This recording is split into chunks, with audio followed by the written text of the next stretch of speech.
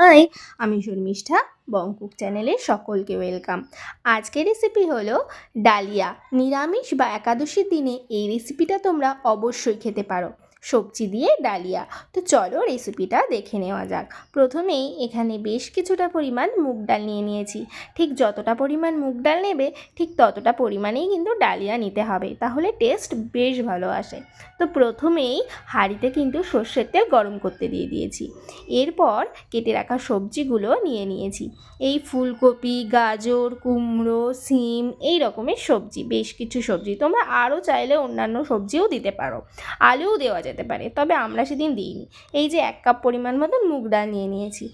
আর তেলে ফোড়ন হিসাবে দিয়েছি শুকনো লঙ্কা আর সাদা জিরে দিয়ে ভালো করে নাড়াচাড়া করে নিতে হবে। এরপর ওই মুগ ডালটা দিয়ে দিলাম 1 কাপ পরিমাণ মতো, দিয়ে আবারও ভালো করে কিন্তু নাড়াচাড়া করে নিতে হবে।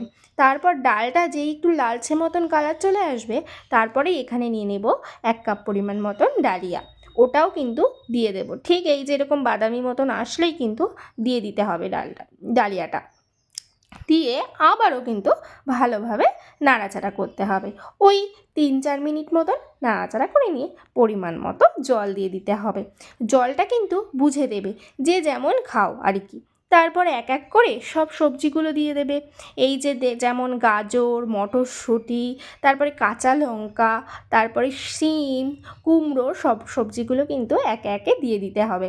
দেখো এক এক করে কিন্তু মা সবজিগুলো দিয়ে দিচ্ছিল। এই রেসিপিটা কিন্তু আমি করিনি, করেছিল আমার মা। তো খুব সুন্দর হয় জানো তো। আর হ্যাঁ, তোমরা কিন্তু চাইলে এতে হলুদ দিতে পারো, কিন্তু সেই দিন আমাদের একাদশী থাকার কারণে আমরা কিন্তু হলুদ দিইনি, শুধু নুন আর সবজিগুলো দিয়েই কিন্তু মা করেছিল। তারপরে বেশ কিছুটা পরিমাণ ফুটিয়ে আসলেই রেডি আমাদের কিন্তু ডালিয়া। তো কেমন লাগলো রেসিপিটা অবশ্যই জানিও। দেখা হচ্ছে অন্য কোনো ভিডিওয়। বাই।